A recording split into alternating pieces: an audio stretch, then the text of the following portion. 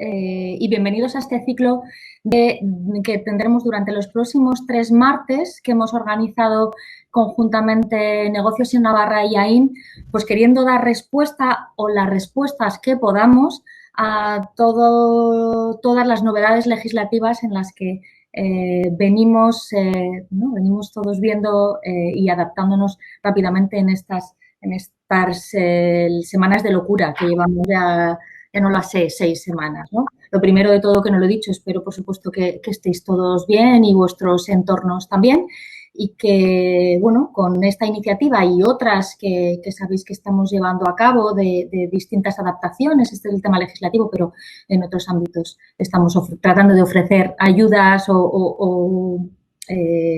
ayudas o consejos, ¿no? en cómo navegar por esta crisis. Podamos ir volviendo todos a una cierta normalidad. Hemos organizado en novedades legislativas 3 ámbitos fundamentales que entendemos que son los que más impacto directo están teniendo. Por supuesto, temas laborales en los que parece que se ha reducido el ritmo de decretos en los que hemos estado al ritmo que hemos estado viendo las últimas semanas. Eso no quita que no vuelvan a pasar cosas y haya más adaptaciones porque requeriremos de mucha nueva normativa, pero hablaremos hoy de novedades legislativas en el ámbito laboral de la mano de BSK. La semana que viene, de la mano de PKF, hablaremos más de temas mercantiles, de incumplimientos contractuales en este ámbito. Y la siguiente semana, también el martes, en este caso 12 de mayo, de la mano de ARPA, de temas de protección de datos y teletrabajo. Por mi parte, por parte de ahí, nada más, daros las gracias por acompañarnos en esta mañana. Animaros a seguir participando en este tipo de webinars para que entendemos que os tienen que servir y nos sirven a nosotros también para seguir aprendiendo y por supuesto, daros a todos mucho ánimo en ámbitos de salud y sobre todo en los ámbitos económicos. Por mi parte, Rubén, muchísimas gracias a todos por acompañarnos.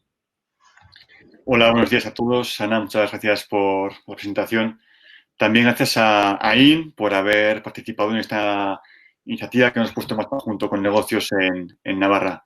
Seré muy breve porque, bueno, el tiempo es oro. Como sabéis, Negocios en Navarra cumplimos este año 30 años. Este tiempo siempre hemos estado a vuestro lado, al lado pues, de los empresarios, directivos y profesionales. Y ahora, más que nunca, también tenemos que estar a vuestro lado para ser prácticos y ofrecer información que sea útil y sobre todo relevante pues para reducir, como decía Ana, la incertidumbre y tensión que tenemos cualquier empresa estos días y más ante la avalancha de decretos que ha habido estas últimas semanas. Explicaré brevemente el formato. El formato está pensado para que sea muy ágil y muy dinámico. Va a durar 30 minutos. Y, bueno, en vuestra parte derecha encontraréis un chat. En el chat podéis dejar preguntas para que al final tanto Raquel Salinas como Eduardo Nieto puedan dar respuesta. Si por falta de tiempo alguna pregunta se queda en el tintero, tranquilos, tenéis nuestros correos electrónicos, tanto de AIN como de Negocios en Navarra, para que después, tanto en este caso como después con ARPA y con PFK Test, podamos trasladar las preguntas. Y ya, pues, sin más tardanza, vamos a entrar ya en faena. Por supuesto, quiero agradecer el tiempo que nos brinda tanto Raquel Salinas, de BSK. Buenos días, la tenemos en pantalla. Y entonces vamos a conectar también a Eduardo Nieto. Les presento brevemente. Raquel Salinas y Eduardo Nieto, desde el año 2009, son los responsables del Departamento Laboral de BSK. En BSK, como sabéis, Raquel, corrígeme, tenéis sedes aquí en Pamplona, también Vitoria y también San Sebastián. Así es. Eso es. Y vamos a ver si conseguimos aquí recuperar a Eduardo. Perfecto. Que se va a conectar ahora mismo en breve. Estamos desbloqueando el micrófono y la cámara. BSK nos va a hablar hoy sobre todas aquellas novedades legales que ha habido en estas últimas semanas que Raquel han sido muchas. Antes de entrar al webinar, comentamos que hoy se espera que el Gobierno avance o adelante cómo va a ser este desconfinamiento. Bueno, vamos a ver, ya estaremos atentos a las noticias. Esperamos no habernos anticipado demasiado, ¿no, Rubén? Eso es. Con este webinar, igual dentro de 2 días hay que convocar otro. Bueno, de todos modos, lo que hace falta ahora mismo yo creo que son respuestas a un montón de preguntas que seguramente tenemos todos en nuestras empresas. Eduardo, buenos días, ¿qué tal? ¿Cómo estás? Hola, buenos días, Rubén. Muy bien, pues lo dicho, os dejo con Raquel, os dejo con Eduardo. Podéis hacer preguntas en el chat, lo tenéis en la parte inferior de vuestra pantalla. Y Raquel, Eduardo, cuando queráis. Gracias por vuestro tiempo. Gracias. Hola, buenos días a todos. La primera reflexión que nos surge es que llevamos solamente mes y medio en esta situación. Parece que llevamos un año, pero realmente solo llevamos mes y medio. Mes y medio en la que habéis tenido que tomar multitud de decisiones de gestión y mes y medio en el que hemos tenido que adoptar también, en la medida de nuestras posibilidades, pues multitud de decisiones de asesoramiento que no siempre han sido fáciles. La verdad es que no siempre han sido nada fáciles. Mes y medio que, como os decía antes, parece un año, pero en el que se han dictado multitud de normas. Multitud de normas laborales, seguramente muchas de ellas plenamente justificadas, teniendo en cuenta la situación excepcional que estábamos viviendo de una crisis sanitaria pues desconocida en los últimos decenios o en los últimos siglos, en los que no sabíamos cómo había que actuar, y normas que desgraciadamente pues son, en el mejor de los casos, poco claras o en muchos casos verdaderamente un auténtico misterio, ¿no? de ejecución y de aplicación. La intención nuestra en esta charla no solamente es hablaros de lo que ya se ha aprobado, que efectivamente va a ser el objeto del curso, sino sobre todo interpretar las normas que tenemos ahora mismo pensando ya en las decisiones que tenemos que tomar a partir de ahora, que tenemos que tomar a partir del momento en el que se produzca la finalización del estado de alarma o de la foto en la que nos vayamos encontrando poco a poco con la famosa desescalada, con la famosa incorporación a esta normalidad extraña en la que vamos a vivir durante los siguientes meses. Desgraciadamente, la foto en la que nos encontramos, el panorama económico al que nos encontramos es delicado, en el mejor de los casos es delicado, o es incierto, y también, desgraciadamente, muchos de vosotros vais a tener que veros sometidos nuevamente a tomar decisiones no urgentes, que es lo que hemos hecho hasta ahora, sino decisiones quizá de mucho más calado, mucho más profundas, teniendo en cuenta el escenario futuro a corto y medio plazo en el que nos podemos encontrar. Nuestra intención es, por tanto, plasmaros esas dudas, que en buena parte también son también nuestras dudas, reflexionarlas en voz alta, compartirlas con vosotros y, a su vez, intentar daros algunas pautas o algunas indicaciones de lo que consideramos que es la forma correcta de gestionar la normativa laboral actualmente vigente. ¿Vale? Vamos a dividir la charla en dos partes claramente diferenciadas. Una que va a tener que ver con la regulación de los expedientes de regulación de empleo derivados del COVID y toda la problemática que ya conocemos, mucha de ella, pero sobre todo toda la problemática que nos puede venir a futuro. Y una segunda parte en la que vamos a tratar 3 aspectos muy, muy concretos, con una vigencia también muy, muy concreta, que seguramente se nos van a suscitar en el momento en el que empecemos ya la famosa desescalada, ¿no? Es decir, ¿qué pasa con las extinciones de contrato de trabajo que podemos tener que adoptar? ¿O qué ha pasado, qué pasa con los contratos temporales que tenemos ahí en día vigor en la empresa? ¿Qué ocurre con la recuperación del famoso permiso retribuido si es que lo hemos ejecutado, que muchos de vosotros imagino que habéis tenido que ejecutarlo? ¿Y qué va a ocurrir con el famoso teletrabajo? ¿De acuerdo? Esos son los 4 temas que vamos a tratar, siendo el primero de ellos, por supuesto, quizá el más potente, porque sabemos que va a ser la herramienta no solamente que más hemos utilizado, sino, desgraciadamente, una herramienta en la que probablemente vamos a tener que utilizar, ¿no?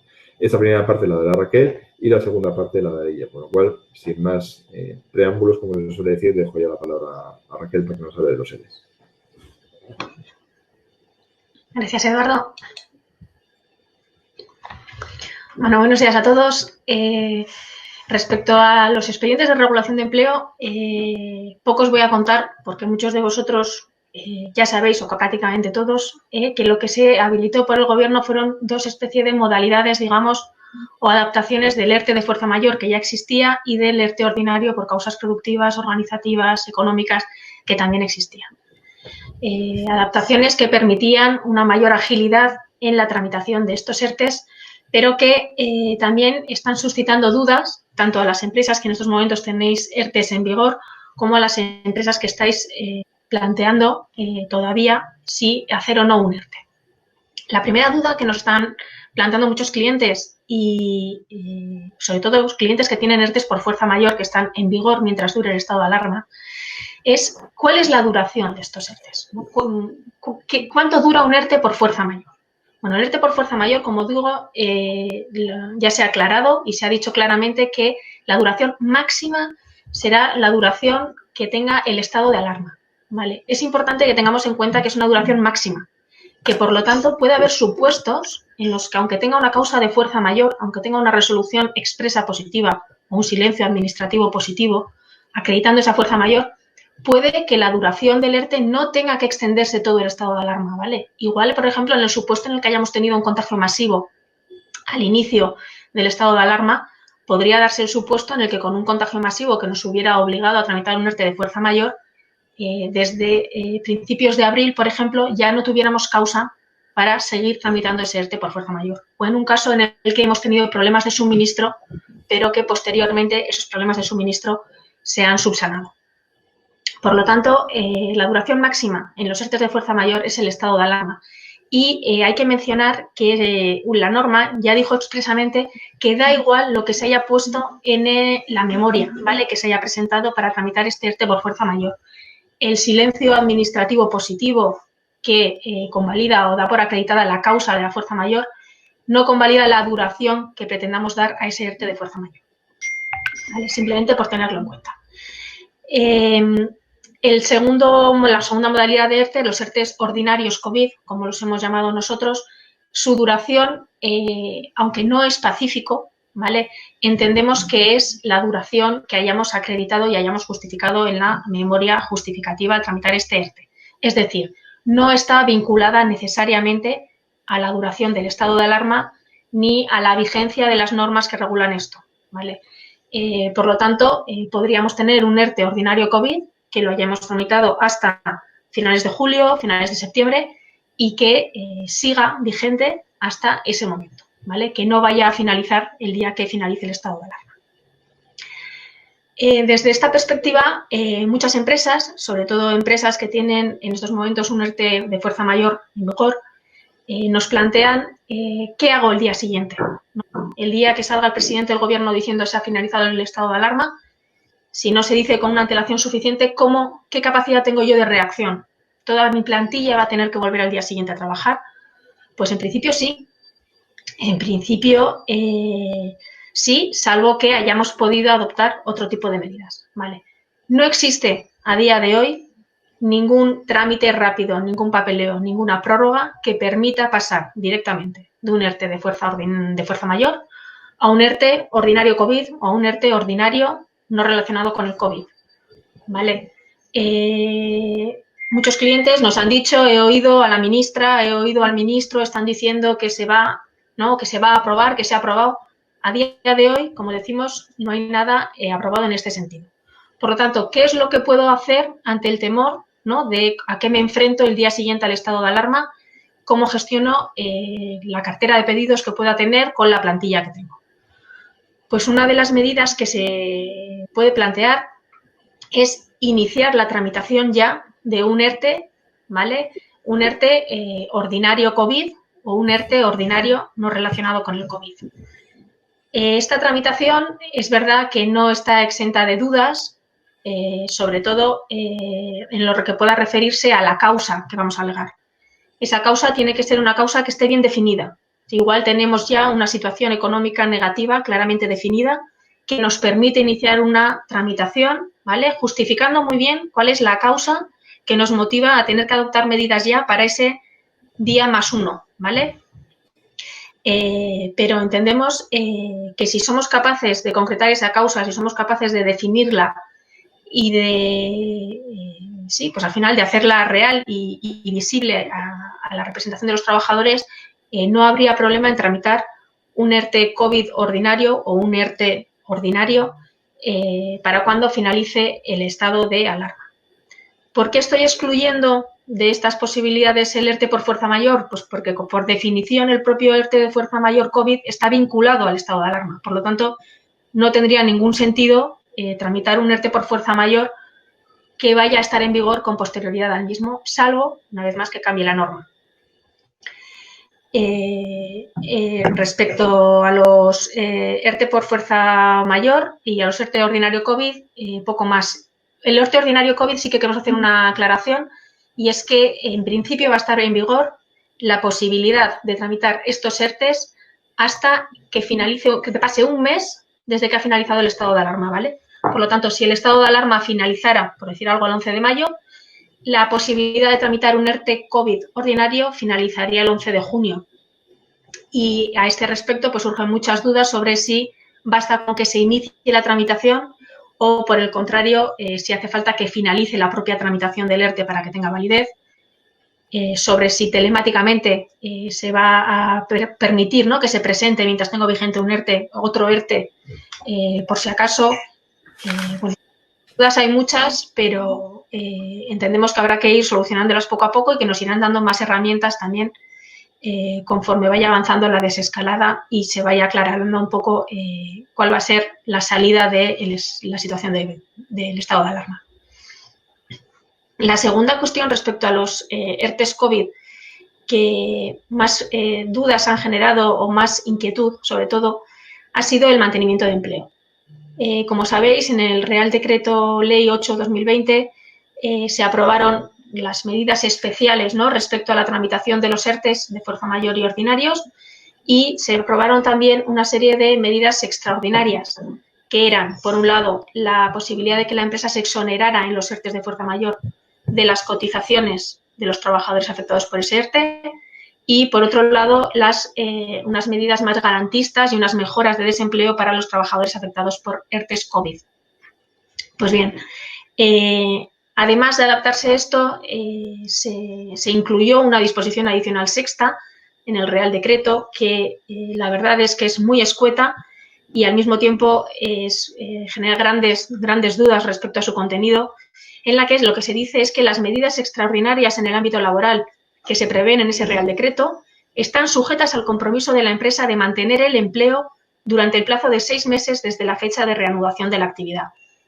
Esta disposición adicional, según se ha publicado en distintos medios, se incluyó de manera sorpresiva, al parecer, al final del Real Decreto y la verdad es que surgen, como decimos, muchísimas dudas. La primera duda y la más importante es ¿por qué se habla de medidas extraordinarias, ¿no?, y a qué medidas extraordinarias nos estamos refiriendo?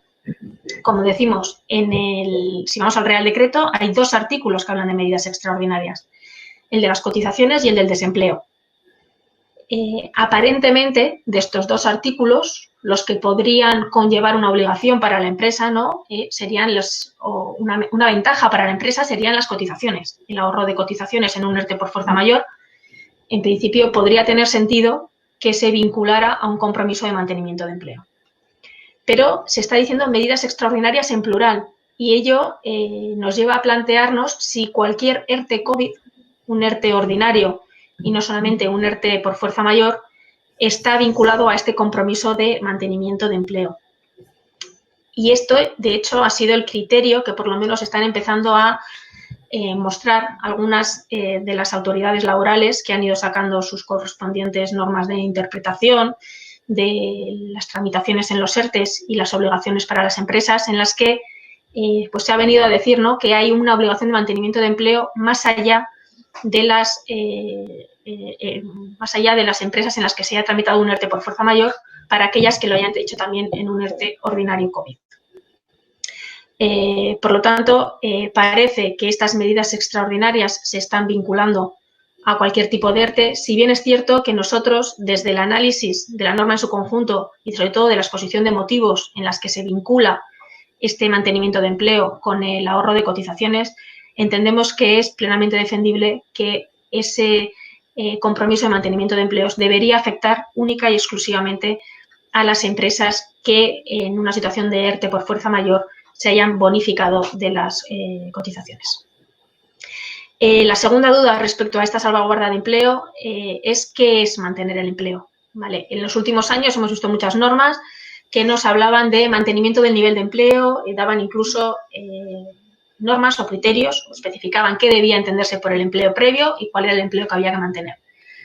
En este caso no se ha dicho y, de hecho, sorprende un poco o inquieta más bien que no se diga, porque tanto la reforma del año 2009 como la reforma laboral del año 2012, ambas normas contenían una bonificación de cotizaciones para las empresas que llevaran a cabo ERTEs de reducción de jornada o de suspensión de contratos. Ambas normas preveían expresamente la obligación o el compromiso de mantenimiento de empleo, pero definían qué empleo era el que había que mantener. Decían claramente que había que mantener los contratos de los trabajadores a los que se habían visto afectados por ese ERTE. Y, en cambio, en esta ocasión no se dice nada. También se decía cuáles eran las consecuencias del incumplimiento, que tampoco se dicen en esta ocasión. Y todo ello pues, nos lleva a pensar que al final las discrepancias internas dentro del propio gobierno igual están impidiendo el dar luz a las empresas, ¿no? Y daros certidumbre sobre las medidas que tenéis que adoptar.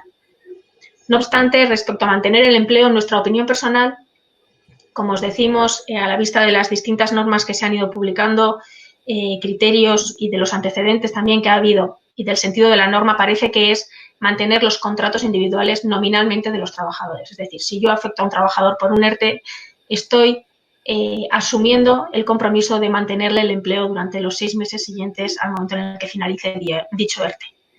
Y ahí entra la tercera duda, ¿no? ¿Qué se va a entender? ¿Cuándo se va a entender que se reanuda la actividad? ¿Se va a entender que se reanuda la actividad de un ERTE por fuerza mayor el día que finalice el estado de alarma? Con independencia, por ejemplo, de que ese día yo aplique o entre en vigor un ERTE ordinario, COVID o no COVID, ese ERTE ordinario que puedo tramitar a posteriori se va a considerar que es un ERTE con el que estoy cumpliendo la obligación de mantenimiento de empleo, o lo contrario, ¿no? O se puede considerar que no mantengo el empleo si hago otro ERTE a continuación. Bueno, nuestra opinión es que sería contrario a la voluntad o al compromiso que se está anunciando por parte de las instituciones, ¿no? De tratar de mantener el empleo, el considerar que el hecho de hacer un segundo ERTE, que para muchas empresas va a ser una necesidad y no un capricho, considera que esa realización de un segundo ERTE es un incumplimiento del mantenimiento de empleo. No sabemos si se aplazará esa consideración de la reanudación, ¿no?, al momento en el que finalice ese segundo ERTE, pero desde luego entendemos que es poco posible que se llegue a considerar que el hecho de tramitar un segundo ERTE ahora es un cumplimiento manifiesto del compromiso de empleo que había adquirido en marzo, por ejemplo, cuando puse en marcha un ERTE por fuerza mayor. Y las consecuencias del incumplimiento, bueno, pues como os anticipaba un poco, estas consecuencias no se dicen en la norma. Sí se decían en las normas anteriores que hubo en otras reformas laborales.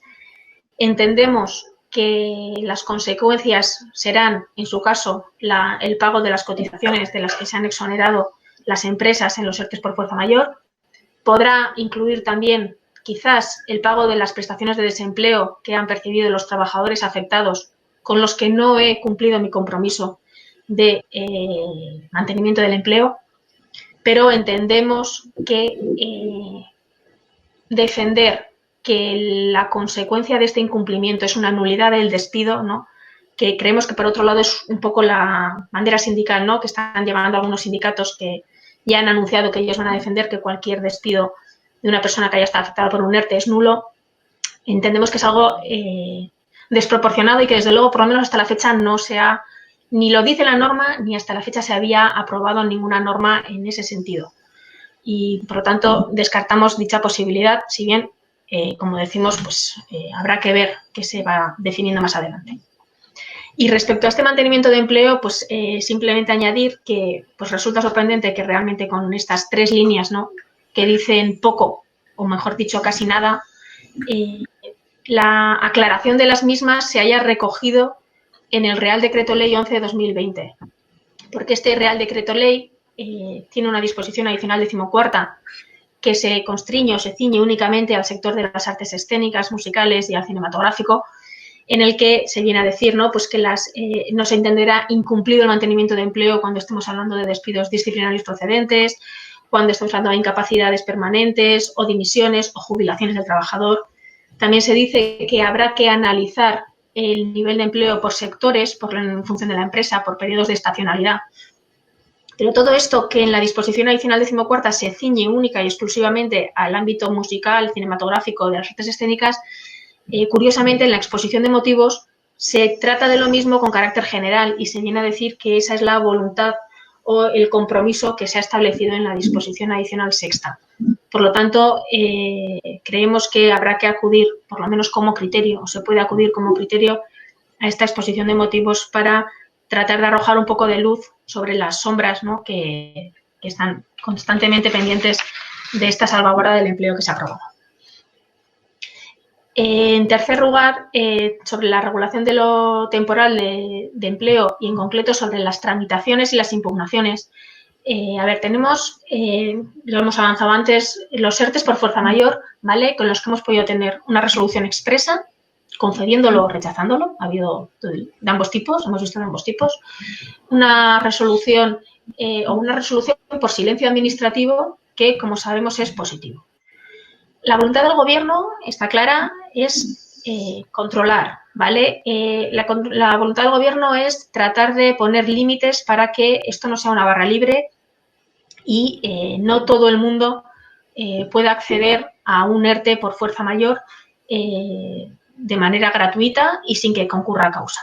Pero lo cierto es que las circunstancias les han sobrepasado, ha habido tal volumen, tal avalancha de solicitudes que la gran mayoría de los ERTEs presentados parece que se han aprobado por silencio administrativo positivo o por lo menos en alguna administración hasta casi da la impresión de que han tomado como política no resolver y dejar que sea el silencio administrativo positivo el que resuelva los propios ERTEs por fuerza mayor.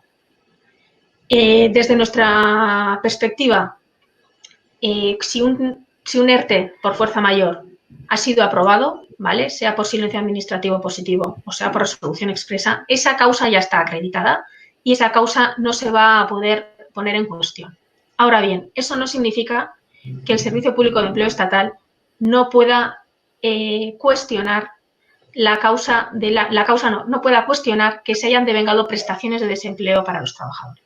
El SEPE podrá cuestionar la duración, por ejemplo, de ese ERTE. Podrá cuestionar la aplicación. Igual existe fuerza mayor, pero no existe para todo el personal de la empresa. Igual solamente existe para determinados trabajadores. Por supuesto, hay empresas que han aplicado ERTEs y luego han seguido trabajando o han trabajado el mayor porcentaje de jornada que han comunicado. Todo eso es revisable y todo ello va a ser, por lo que parece, objeto de inspección según se nos está anunciando. ¿Vale? Se ha aclarado o se ha añadido expresamente como infracción el que se hagan declaraciones, faciliten o comuniquen datos falsos o inexactos en las solicitudes de los ERTEs para que los trabajadores disfruten indebidamente de prestaciones, pero esto, más allá de un objeto de un análisis a posteriori, pues creemos que a día de hoy es muy complicado que se vaya a realizar. Sí que es verdad que en algunos de los ERTEs que estamos viendo, en los casos en los que se ha dado traslado a la inspección de trabajo en ERTEs ordinarios COVID, ya sabéis, la inspección de trabajo, el informe es potestativo, no es obligatorio. Pero cuando se ha dado traslado a la inspección de trabajo, sí está empezando a haber resoluciones de la inspección de trabajo diciendo, por ejemplo, que no consideran acreditada la causa porque, por ejemplo, no se ha aportado el informe, ¿no?, de causas productivas dentro del ERTE. O porque determinados trabajadores no lo veían claro. O incluso se ha añadido a decir por la inspección de trabajo que la duración del ERTE COVID, ¿no?, que se había planteado hasta, por decir algo, finales de julio, superaba el periodo del estado de alarma y que por lo tanto consideraban que era excesivo el periodo que se había pedido y que no estaba justificado. Por lo tanto, sí que creemos que va a haber inspecciones, pero habrá que esperar para ver hasta qué punto inspeccionan, a quién y cuál es el ámbito de la inspección. Y finalmente, el cuarto punto respecto a la regulación temporal de empleo en estos momentos y qué hacer, ¿no?, el día siguiente a la finalización del estado de alarma, sería la tramitación de los ERTEs ordinarios, una alternativa que en algunas empresas ya se están adoptando y que, bueno, pues tiene sus ventajas y sus desventajas, ¿vale? Quiero decir claramente que es algo sobre lo que no existe un criterio unánime. De hecho, dentro del despacho pues tenemos incluso 2 criterios, ¿no? Sobre si es mejor intentar ir por un ERTE COVID o si es mejor intentar ir por un ERTE ordinario. Depende de los casos. Sí que es verdad que parece por lo menos que con el ERTE ordinario huimos de la salvaguarda del empleo, es decir, no nos sería aplicable esa obligación de mantenimiento de empleo, ¿no? Ese compromiso de mantenimiento de empleo. Huimos, evidentemente, también de la mejora del desempleo para los trabajadores y esto es así, genera una mayor contraposición por la parte social para admitir un ERTE ordinario, pero nos da más tranquilidad respecto a la duración del ERTE, nos da más tranquilidad respecto a la validez del ERTE una vez finalizado el estado de alarma.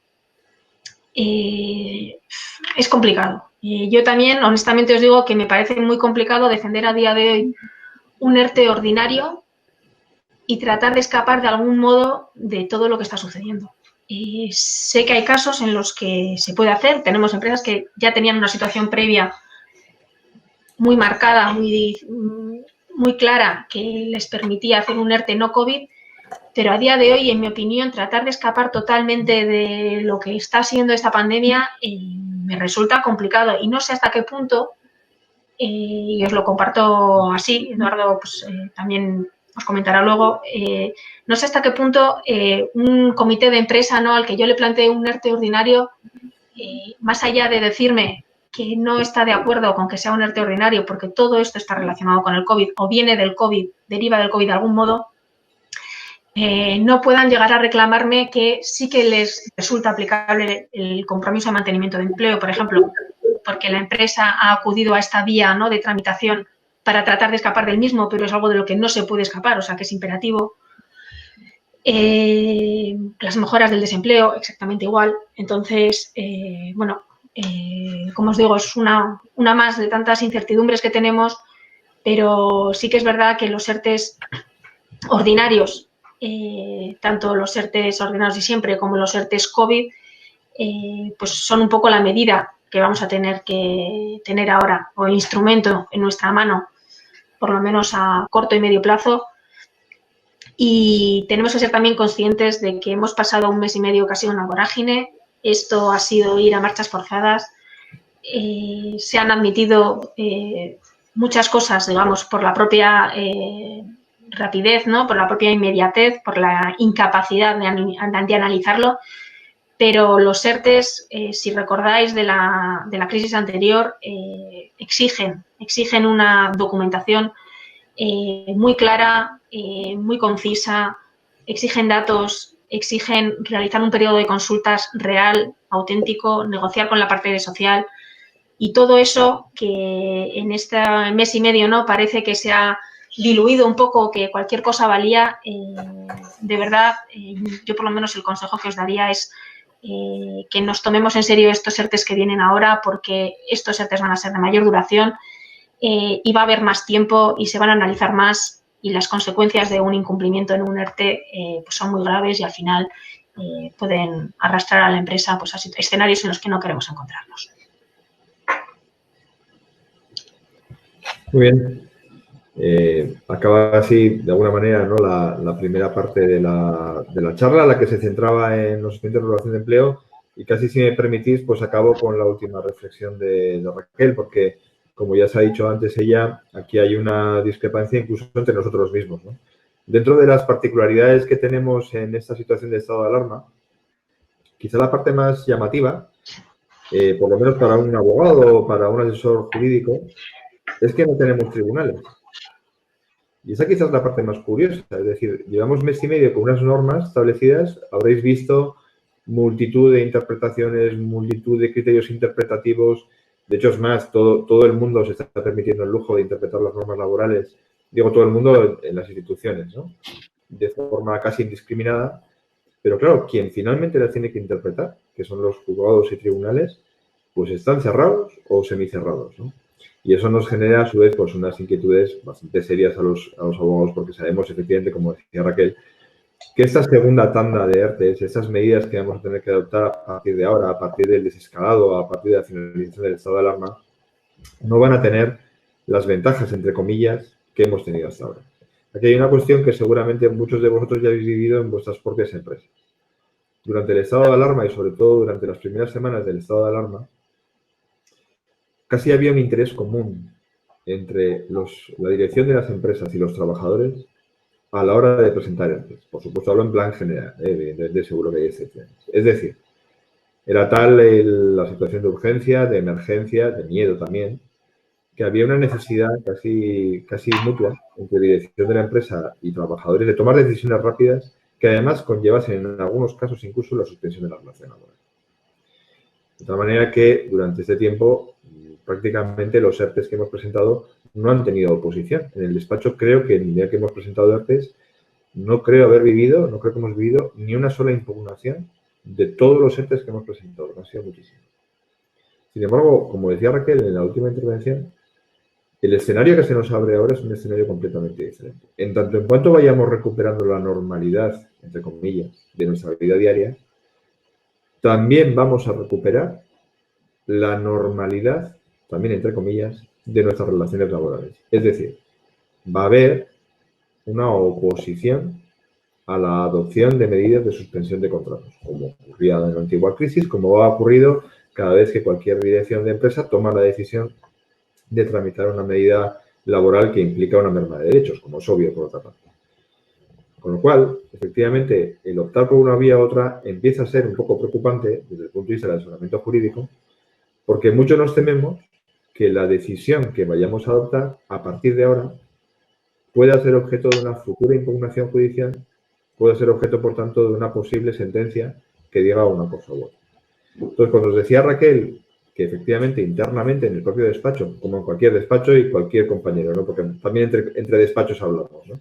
Cuando os transmitimos que tenemos dudas sobre si la medida buena a tomar a partir de ahora es un ERTE ordinario COVID, entendiendo que acaben las causas de fuerza mayor, o un ERTE ordinario de los que hemos conocido siempre, realmente es elegir entre lo malo y lo peor. Ambos tienen muchísimas pegas. Yo soy partidario, a mí me gusta más personalmente el ERTE ordinario, por muchas razones. Me gusta más porque conozco las interpretaciones jurídicas de los tribunales respecto al ERTE ordinario, porque a priori no tengo mantenimiento de empleo, que también me preocupa un poco, como os ha dicho Raquel, todas esas dudas interpretativas que generan mantenimiento de empleo. Porque tiene plazos de gestión o de gestación del ERTE mucho más largos, pero también mucho más garantistas para los comités de empresa. Y hablo garantistas en términos de defensa judicial. Pero también soy plenamente consciente, como decía Raquel, que en el momento en que presentemos un ERTE ordinario, y esto ya nos ha pasado en el despacho, el primer grito en el cielo que plantea el comité de empresa correspondiente o la representación legal de los abogados correspondientes es cómo eres capaz de optar por una vía que merma mis derechos de desempleo. Y eso a su vez hace que la oposición por parte de los trabajadores sea todavía más intensa, o de los comités de empresa sea mucho más intensa, que lo que ya es de por sí. Entonces, va a haber, insisto, que elegir entre lo malo y lo peor. Una esperanza nos queda, y además es una esperanza que yo me temo, una esperanza, luego ya veremos qué otros problemas genera, pero es una esperanza que nos queda, y es que seguramente de aquí al 11 de mayo algo va a haber que decidir respecto de estos ERTEs. Hoy mismo ya salía en prensa que las asociaciones de hostelería, por ejemplo, de hoteles y sobre todo las asociaciones más relacionadas con el turismo están pidiendo una prórroga de la regulación actual. Están pidiendo una prórroga de la regulación actual de los ERTEs. Bien, si no es una prórroga de la regulación actual, será seguramente un matiz o un desarrollo de la normativa general común que conocemos. Pero más que probable que el día 11 de mayo haya algún tipo de pronunciamiento legislativo. Y eso a su vez engarza con una última reflexión, si me permitís, respecto de los ERTEs. Cuando muchos clientes nos han llamado desde hace ya una semana, 2 semanas, desde la semana de Pascua, después de Semana Santa ya empezaron las llamadas respecto de, oye, ¿por qué no empezamos ya la tramitación de un futuro ERTE? Yo realmente sé seguro que voy a estar mal, yo realmente sé seguro que no voy a tener pedidos o que voy a tener una situación productiva muy delicada. El primer consejo que nosotros como despacho hemos dado es pedir un poquito de prudencia. No tanto no tanto porque no sea bueno empezar pronto, que sí que es bueno empezar pronto, pero también un poquito de prudencia porque a ver si por empezar pronto vamos a tomar medidas que luego o no vamos a poder aplicar medidas futuras que es más que probable que vayan a suceder. Es verdad que en eso tiramos de la experiencia que nos dio la última crisis, que nos resulta como si fuese muy lejana, pero realmente la última crisis fue antes de ayer. Esperamos, confiamos, suponemos, intuimos que en breve va a haber una regulación sobre la regulación de empleo, perdón por la redundancia, una regulación sobre cómo hacer los nuevos ERTE. E imaginamos también, porque la situación económica va a ser muy delicada, imaginamos, esperamos, que acompañando a esas nuevas medidas, a esa nueva regulación sobre los ERTE, haya también medidas de bonificación o de exoneración de cuotas o de ayudas, sobre todo para el mantenimiento del empleo por parte de las empresas. Esto lo vivimos ya en la anterior crisis y esperamos que también nuevamente se vuelva a reproducir, tal y como ya parcialmente se ha hecho en la regulación de los ERTE COVID. Entonces, sí que es verdad que hoy es el día en el que ya es más difícil pediros prudencia, porque ya los plazos empiezan a apretar y ya cada vez más se empieza a hablar de normalidad y ya cada vez más se empieza a hablar de desescalado, ¿sí? Pero no en este Consejo de Ministros en el que parece que no se va a tomar ninguna decisión de esta naturaleza. Veremos a ver qué sale hoy. Pero yo, sinceramente, nosotros esperamos que en el Consejo de Ministros de la semana que viene ya se adopte una decisión sobre qué hacer con esas medidas. Si no, pues efectivamente habrá que elegir entre lo malo y lo peor. Entre hacer un ERTE COVID o hacer un ERTE ordinario. ¿De acuerdo? Pero sí parece razonable una mínima prudencia respecto de las decisiones que se vayan a adoptar a muy corto plazo. Insistimos en que no puede estar faltando mucho a que el Gobierno tome una decisión respecto de la futura regulación de los ERTE. ¿Vale? Bueno, se han surgido muchas preguntas. Si no os parece mal, las contestamos hacia el final. Y seguimos con la charla tocando 3 temas muy puntuales. Ya veréis, no tiene la importancia que tiene el tema de los ERTE, pero sí que son temas que de una manera u otra, y alguna duda ya se ha suscitado, os inquietan, os pueden inquietar y pueden incluso generar problemas futuros que no sé si ya los vislumbráis o no, pero nosotros ya empezamos ya a intuirlos, ¿de acuerdo? La primera cuestión es una cuestión que tiene una ventaja desde ya, y es que es una regulación que tiene un periodo de vigencia solamente hasta la finalización del estado de alarma o sus prórrogas. Y esto es algo importante porque son 2 regulaciones que tienen muchas dudas, que os generan ya a vosotros problemas interpretativos muy serios, a nosotros también, y que además son 2 medidas extrañas. No extrañas desde el punto de vista de la finalidad política, sino extrañas desde el punto de vista de la ejecución jurídica de las 2 decisiones, ¿vale? Bueno, una de ellas os sonará, es ese famoso quedan prohibidos, vamos a prohibir o vamos a evitar o vamos a cualquier tipo de terminología política, los despidos motivados por el COVID. En el Real Decreto Ley, si no me equivoco, en el 9 de 2020, se publicó una norma según la cual decía la norma, de una manera un poco llamativa, alegar las causas del fuerza mayor, os acordáis, ¿no? Los cierres de empresa, la falta de suministros, contagios, cuarentenas, o las causas ordinarias, económicas, técnicas o organizativas de producción relacionadas con el COVID, como causas de un despido, o esas causas, mejor dicho, decían, esas causas no se entenderán como cosas justificativas de la extinción del contrato de trabajo ni del despido, decían. Claro, cuando cualquier operador jurídico, cualquier abogado ve esa norma, ya de saque se pone en guardia, y se pone en guardia por un motivo. Por 2 motivos. Primero, ¿de qué tipo de despidos hablamos? Es decir, ¿estamos hablando solamente de los famosos despidos por causas objetivas en los que una empresa alegue, oiga, mire, es que yo le voy a despedir porque como me he quedado sin suministros, o le voy a despedir porque como a raíz del COVID me ha bajado la cartera de pedidos? Esos despidos o cualquier tipo de extinción contractual. Es decir, y esto lo digo por experiencia, si yo mañana empresa me veo en una situación complicada y por H o por B no quiero tomar una decisión suspensiva o no quiero tomar una decisión extintiva de despidos colectivos, quiero ahorrarme problemas de alguna manera de gestión, mañana mismo yo puedo hacer 3, 4 o 5 despidos o un despido sin causa, disminución voluntaria del rendimiento pactado. ¿Sí? Bien, esos despidos se pueden considerar también como no justificados. Se puede entender que esa medida extintiva que estás tomando tú, que estás decidiendo tú, es una medida extintiva que en el trasfondo, en el fondo, está encubriendo una causa COVID. Bueno, la norma no lo cuestiona, con lo cual tenemos que deciros, o deberíamos deciros que cualquier despido que directa o indirectamente esté relacionado con el COVID se va a considerar como no justificado. Directa o indirectamente, bien porque lo lee la propia carta o bien porque se puede deducir que esa medida extintiva no se hubiese adoptado si no hubiese existido el COVID.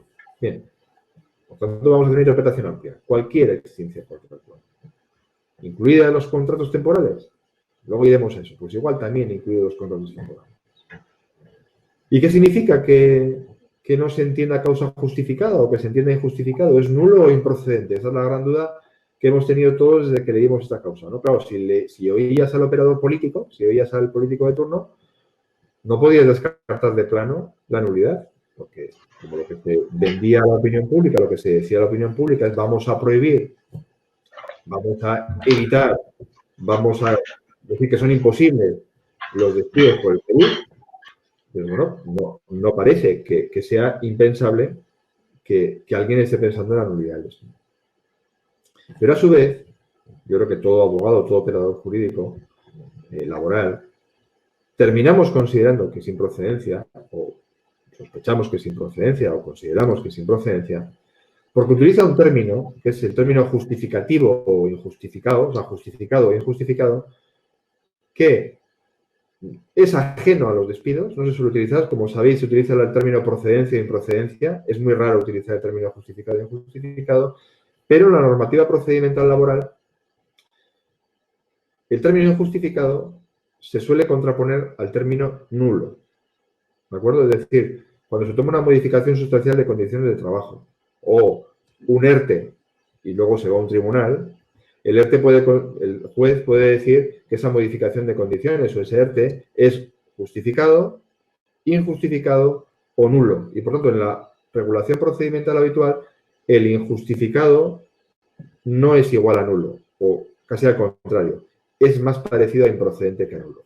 Eso nos hace pensar que cuando abramos los tribunales, que será, espero que breve, los juzgados interpretarán que esas decisiones extintivas que hemos podido adoptar durante este periodo, que directa o indirectamente están relacionadas con el COVID, en todo caso, esperamos que así sea, se declaren improcedentes, ¿vale? Digo también a la hora de tomar ciertas decisiones, por lo menos que sepáis que desde el punto de vista jurídico entendemos que es defendible la improcedencia y no una nulidad con todas las cautelas.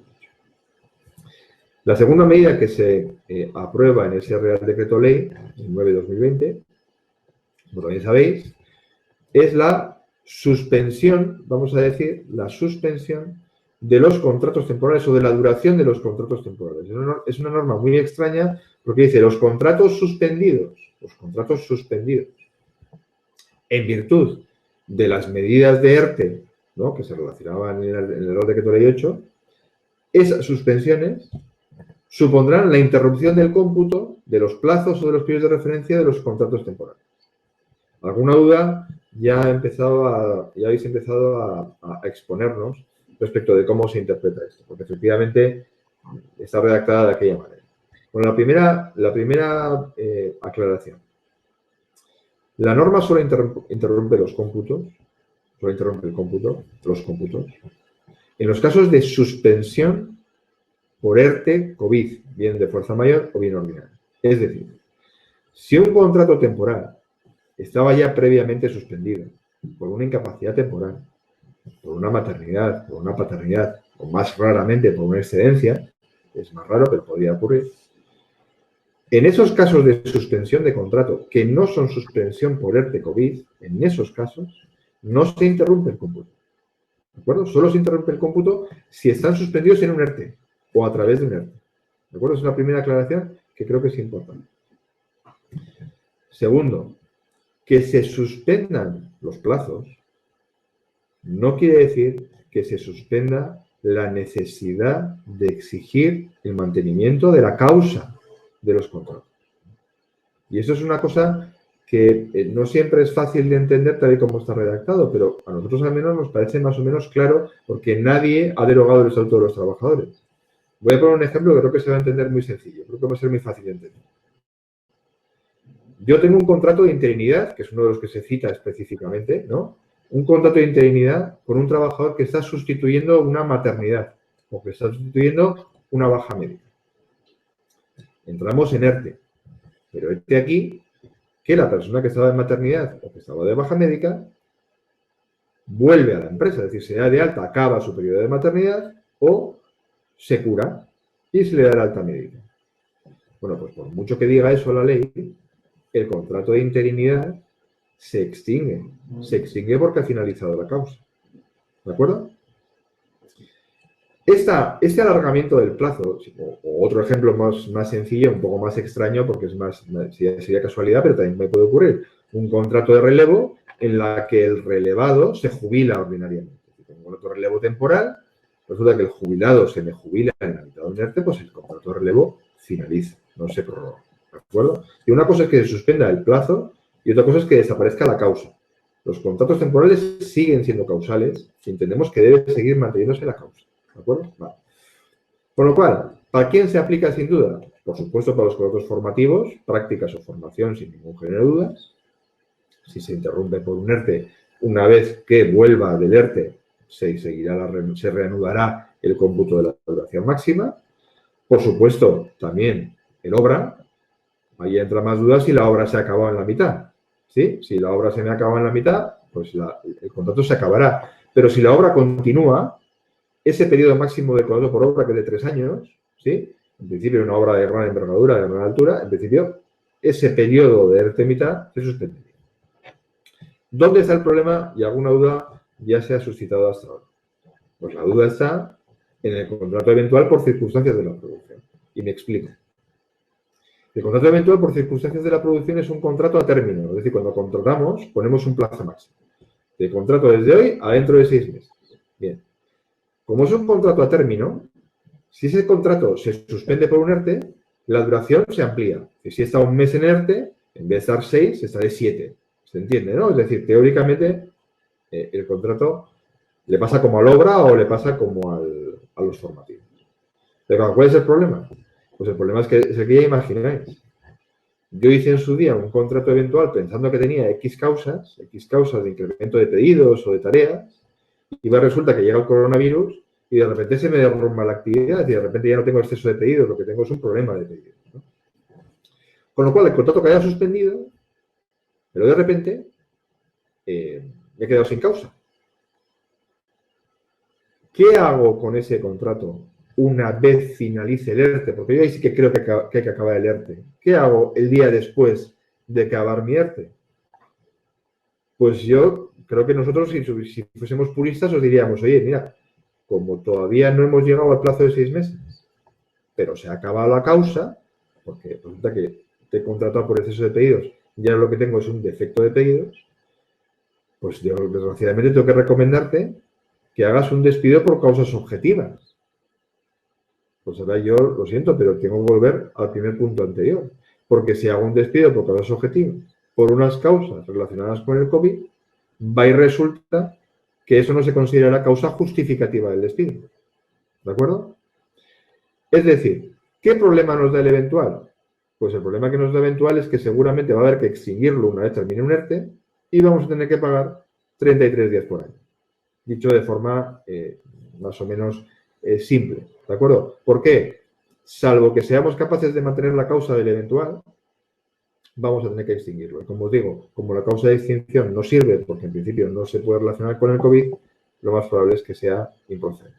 ¿De acuerdo? Ese es un problema que se nos está generando, ya os digo, con unas normas que afortunadamente solamente duran lo que va a durar el estado de alarma. Es decir, que si somos capaces de aguantar hasta que finalice el estado de alarma, bueno, pues posiblemente podremos tomar las decisiones correspondientes respecto de la extinción de contratos, bien fijos o bien temporales.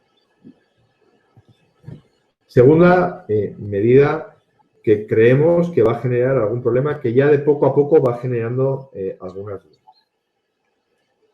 La duda no viene dada por el permiso retribuido. Seguramente muchos de vosotros vivisteis una auténtica locura aquella semana o semana y media en la que estuvimos con el permiso retribuido. Ya había actividades que seguramente ya habían parado, había actividades que estaban ya en ERTE o que estaban en otras circunstancias, pero seguramente algunos de vosotros os encontrasteis con una foto verdaderamente demencial sobre si vuestra actividad era una actividad esencial o no si tenía que abrir, si podía no abrir, si era actividad imprescindible. Bueno, desde luego nosotros como abogados os digo que fue una semana verdaderamente terrorífica, teniendo en cuenta las dudas interpretativas que existen. No os planteo cómo aplicar el permiso retribuido, sino cómo lo recuperamos. ¿Cómo lo recuperamos? Porque a partir de ahora nuestro problema está en cómo recuperar ese permiso retribuido. Bueno, el primer problema es con quién lo recupero. ¿Vale? ¿Con quién pacto la recuperación, mejor dicho? ¿Con quién pacto la recuperación? En el tema del permiso retribuido, este gobierno hizo una regulación muy similar a la de los ERTEs ordinarios. Es decir, para poder recuperar las horas aquellas que se perdieron por permiso retribuido, hay que hacer una especie de periodo de consultas con la representación legal de los trabajadores, si es que la tengo, ¿vale? Y si no la tengo, como sabéis ya de los ERTEs ordinarios, COVID, tengo que hacer una especie de llamamiento a los sindicatos, ¿sí? Una especie de llamamiento a los sindicatos que, por regla general, aquellas empresas que no tienen o que no tenéis representación legal de los trabajadores, pues es un llamamiento que no suele apetecer, que no suele gustar, ¿vale? No voy a entrar a más profundidad sobre el tema porque si luego queréis en el coloquio abrimos ese debate, pero de momento no voy a abrir más profundidad sobre el tema. Pero es verdad que la norma establece una cosita, un matiz. Dice, oiga, pues en ese periodo de consultas usted negocie la recuperación y puede usted llegar a un acuerdo, bien con la representación legal de los trabajadores o bien con los sindicatos, con quien sea su comisión representativa, siempre que en ambos casos, con quien usted esté pactando, represente la mayoría de las personas que hayan estado afectadas por este permiso extraordinario. Esto es una especie de alteración de la regla de la representación legal de los trabajadores bastante llamativa. No es que tengo que pactar con el comité de empresa, entre comillas. Tengo que pactar, si quiero conseguir un acuerdo, tengo que pactar con aquella parte del comité de empresa que represente a la mayoría de las personas trabajadoras afectadas por el permiso retribuido. Esto, aquí se nota una mano muy curiosa detrás. ¿Qué pensamos nosotros que está detrás de esa regulación? Bueno, yo me pongo en la cabeza de la ministra de Trabajo, que además es abogada laboralista de profesión, o cualquier técnico del ministerio que toma esta decisión. ¿Dónde estamos? Estamos en una empresa de gran tamaño, o de tamaño, desde luego, de más de 50 trabajadores, con dos colegios, colegio de técnicos y colegio de especialistas. Los técnicos presumimos que están en teletrabajo. Y, por tanto, ¿a quién estoy aplicando el permiso retribuido? A los especialistas. Bueno, pues ¿usted con quién tiene que pactar la recuperación? Pues con el colegio de especialistas. Entonces pensamos que es un poco la lógica que está detrás de esa decisión. Lo que pasa es que, claro, luego la realidad, en vuestro caso, en vuestro particular caso, pues se irá aplicando en función de la realidad interna que tengáis. Pero seguramente eso estaba pensado sobre esa lógica. Es decir, pacto con la parte del comité de empresa que representa a la mayoría... Sí, que representa a la mayoría de los trabajadores afectados. Es decir, por regla general, al colegio de especialistas, a los de taller, entre comillas, como se suele decir habitualmente, a los de mono azul. ¿Vale? Bueno, eso es lo primero, ¿con quién negocio? Lo segundo, ¿es negociable el plazo de recuperación? Es decir, ese ámbito que tengo, ¿yo puedo negociar, recuperar el año que viene, o dentro de 2 años, o en 14 meses? No. La norma es taxativa. La recuperación debe hacerse, y esto es un matiz importante, desde la finalización del periodo de alarma hasta el 31 de diciembre de 2020. Dentro de esa horquilla temporal yo puedo pactar la recuperación. Y os digo esto porque el modo de redactar la norma es imperativo. Entendemos que no admite negociación en contrario. No podemos irnos más allá del 31 de diciembre de 2020, no solamente porque sea complicado convencer a unos trabajadores o a unos representantes de que nos vayamos más allá, sino porque la norma lo impide. La duda, sorprendentemente, la gran duda que como despacho nos ha surgido es si podía pactarse la recuperación antes de la finalización del estado de alarma. Y si no era así, ¿por qué no? Poneros en la cabeza, seguramente igual os ha pasado a vosotros, pero luego en la cabeza de un cliente nuestro estaba. Era relativamente fácil recuperar parte de esas horas el lunes de Pascua o incluso el 1 de mayo. Era relativamente fácil poner 2 festivos para recuperar parte de esas horas. Y el resto distribuirla en sábados, en domingos, o ¿sí? Fines de semana. Era relativamente sencillo utilizar festivos para ello. Claro, ¿qué nos pasaba con el lunes de Pascua, con el 1 de mayo? Pues que estaban presumiblemente, entonces, ahora ya lo sabemos con certeza, dentro del periodo de alarma. Y en su consecuencia hemos interpretado que no podía pactarse la recuperación durante el estado de alarma. No porque vulnerase una norma laboral mínima, que no parecía, sino porque vulneraba una norma de salud pública. ¿De acuerdo? No hay que olvidarse que estamos donde estamos, que estamos en un estado de alarma y que lo que quería el legislador era que nos quedásemos en casa. Y que, por tanto, entendemos que lo que quería es que no se pudiese pactar la recuperación dentro del estado de alarma. ¿Vale? Vale. Tercer elemento que nos inquieta, y nos inquieta mucho jurídicamente, es la recuperación de las horas y la posible modificación sustancial de condiciones de trabajo. Muchas empresas están teniendo que hacer esfuerzos de imaginación bastante serios sobre dónde meter las horas de recuperación. Ya no os cuento ya si después de un ERTE empezamos otro ERTE, porque entonces ya nuestro periodo de recuperación se va a cortar tanto que seguramente vamos a terminar condonando esas horas o vamos a terminar pactando con el comité de empresa, con nuestros representantes, no hacer la recuperación. Pero ¿qué pasa en aquellas empresas a turnos o que tienen organizaciones de trabajo tan complejas que es difícil incluso hallar huecos? Bueno, en las dudas que se nos han suscitado, hay clientes que nos suscitan empezar a trabajar fines de semana, acumulando los descansos semanales en periodos de 15 días, que nos plantean turnos de noche, que nos plantean crear turnos nuevos, quintos turnos. Claro, eso a su vez nos genera un problema, y es que la ley establece un procedimiento para la recuperación de horas, pero como os he dicho antes respecto a otra materia, esa normativa no anula la normativa general. Y en la normativa general está la normativa sobre modificación sustancial de condiciones de trabajo. De tal manera que si yo, para recuperar unas horas, lo que hago es una modificación de calendario, una modificación de las vacaciones anuales colectivas, una implantación del tercer turno, un turno de noche, un régimen de descansos semanales más o menos radical, nuestra recomendación va a ser que, más allá de hacer una negociación de 7 días, con un preaviso de 5 días, hagáis una auténtica modificación sustancial de condiciones de trabajo con un preaviso de 7 días y con una negociación de 15 días. Porque si se entendiese que esa recuperación va implícita una modificación de condiciones colectivas, os podríais encontrar con juzgados la tumba por no haber seguido el procedimiento.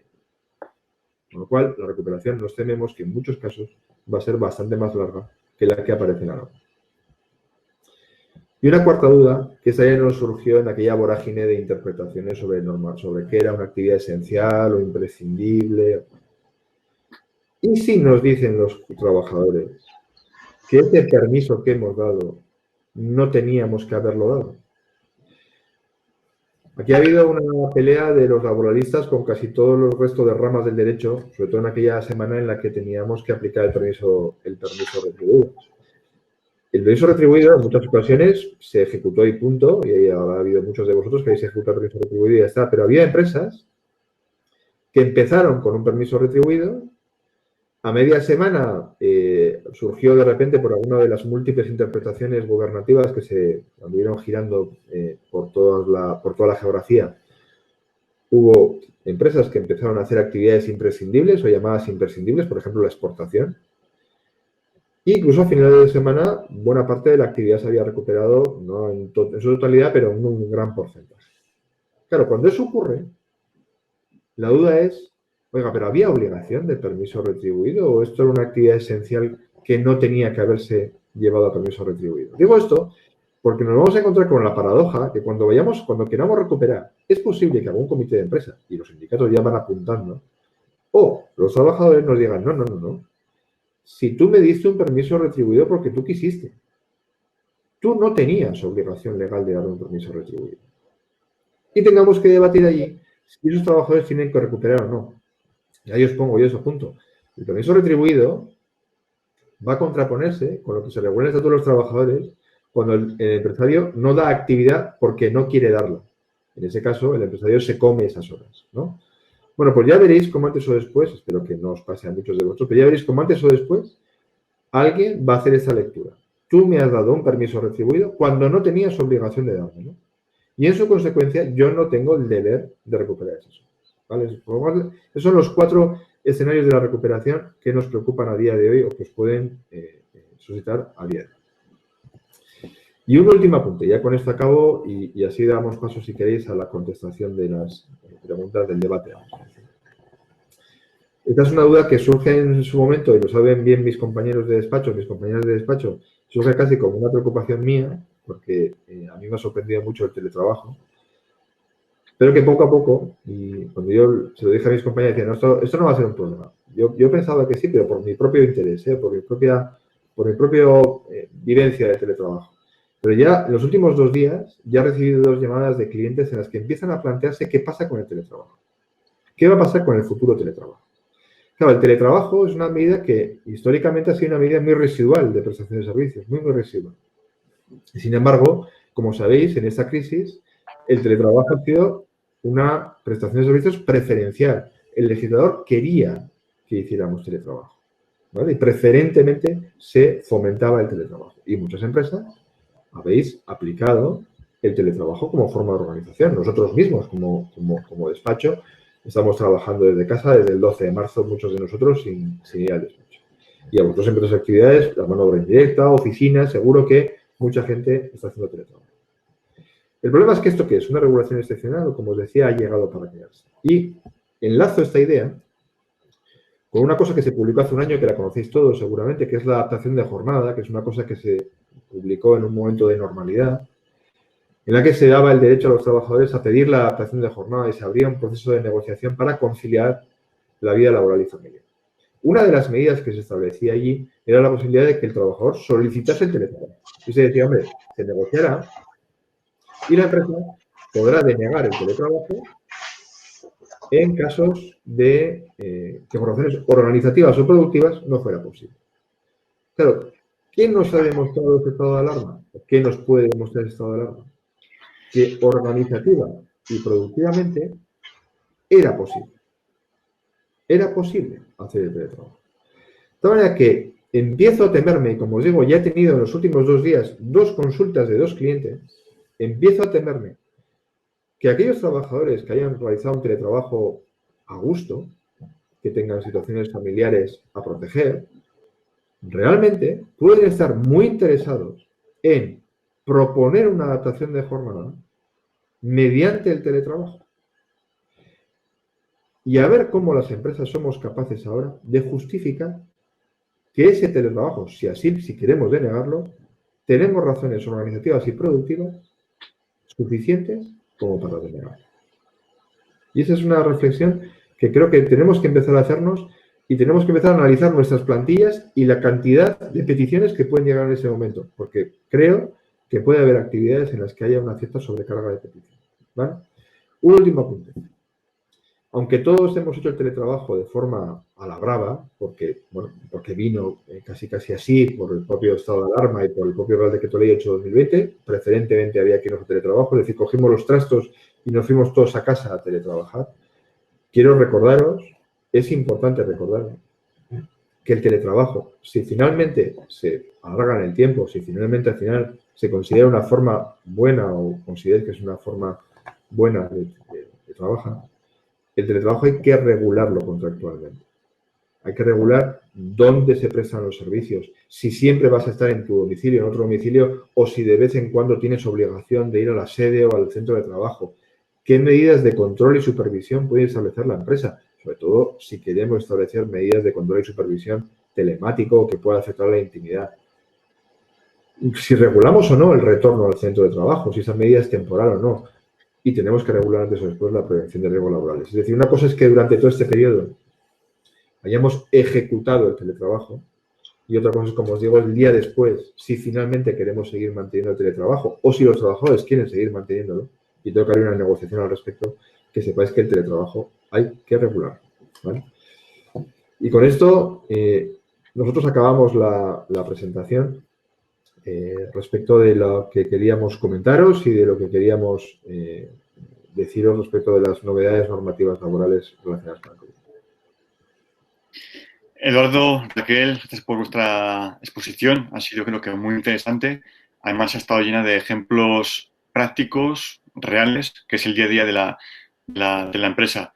Eduardo, me quedo con el tema de la prudencia, que es muy importante ahora mismo ser prudente, sobre todo para aprender de los errores del pasado. Ha habido un buen número de preguntas.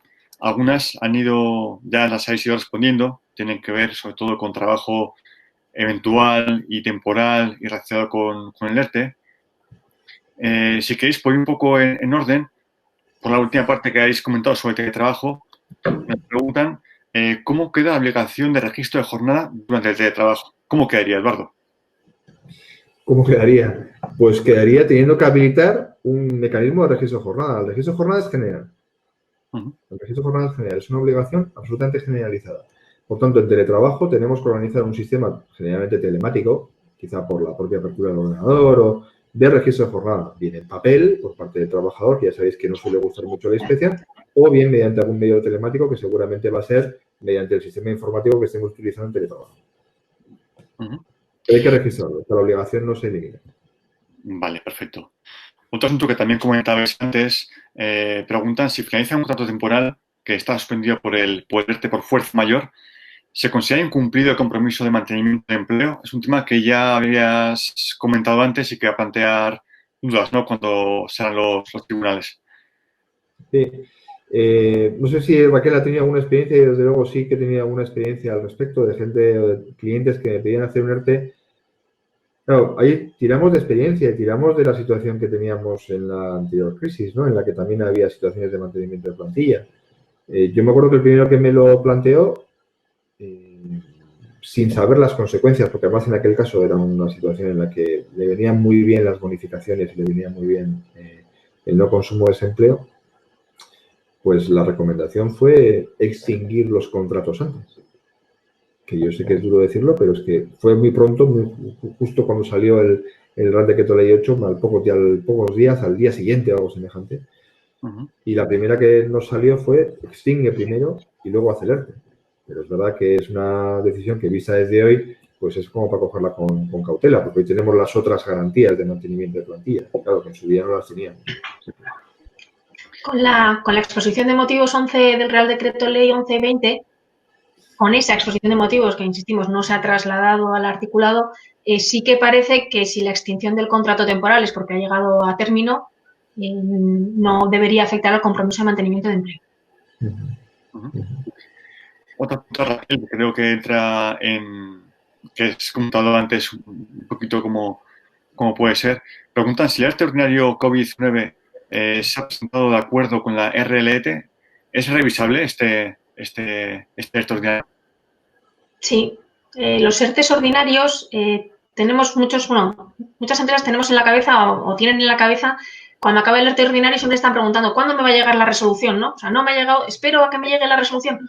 No hay una resolución, no hay una autorización del ERTE ordinario, ¿vale?